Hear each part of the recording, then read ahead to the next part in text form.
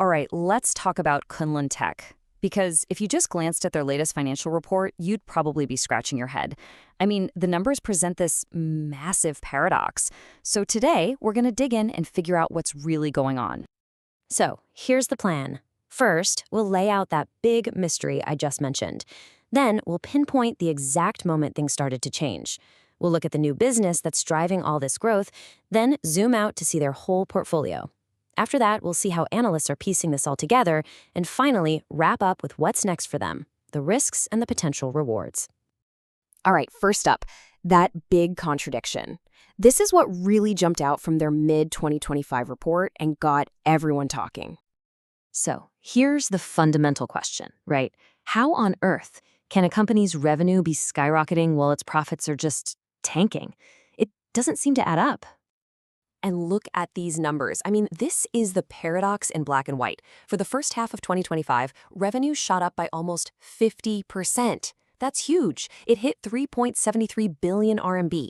But, and this is the big but, their net profit was a loss of 856 million RMB. So what gives? What is the story hiding behind these two figures? Okay, so to solve this puzzle, we have to look a little closer. The answer isn't in the big 6-month number. It's actually hidden when you break it down quarter by quarter. And this is where things get really interesting. See that giant loss? Almost all of it, a whopping 769 million, happened in the first quarter alone. But then, look at Q2. That loss just collapses, down to only 87 million. That's a massive shift. Yeah. Do the math. That's a nearly 90% drop in their losses in a single quarter. So what this tells us is that the period of really heavy cash-burning spending might actually be over. The company could be turning a corner way faster than that big, scary headline number suggests. So you gotta ask, what's causing this sudden turnaround? Well, a huge piece of the puzzle has a name: DramaWave. Okay, so DramaWave is their short-form video platform.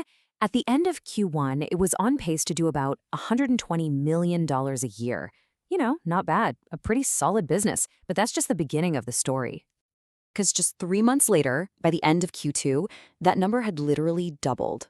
We're talking $240 million annualized. That is some serious rocket ship style growth. And here's the kicker. This isn't just about grabbing revenue. The gross margin here is insane. Over 83%.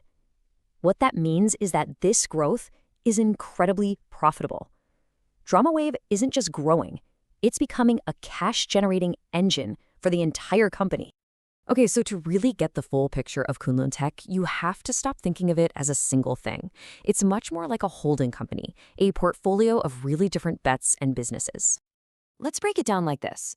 You've got the Opera browser. That's the bedrock. It's stable, it's got a huge user base, it's the solid foundation. Then you've got DramaWave. That's the rocket engine we just talked about. The AGI and Tiangong AI work. That's their moonshot, a huge, expensive bet on the future.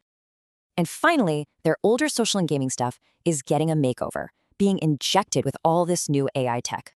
So this creates a problem, right? How do you value a company that's a stable bedrock, a rocket ship, and a moonshot all at the same time? Well, analysts have a specific way of doing this. They take it apart, piece by piece. It's called a sum of the parts analysis, or SOTP, and the name pretty much says it all. You just pretend for a minute that these aren't all one company. You ask, what's Opera worth on its own? What's DramaWave worth? What's the AI division worth? And then you add it all up. And when you do that kind of analysis, the whole picture of the company's value can look totally different.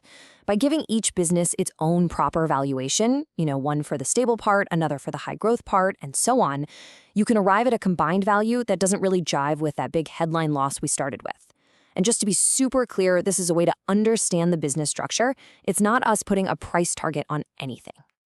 But of course, a strategy this complex isn't a sure thing. It's got a ton of upside, but also some very real risks. So you can see the two sides of the coin here.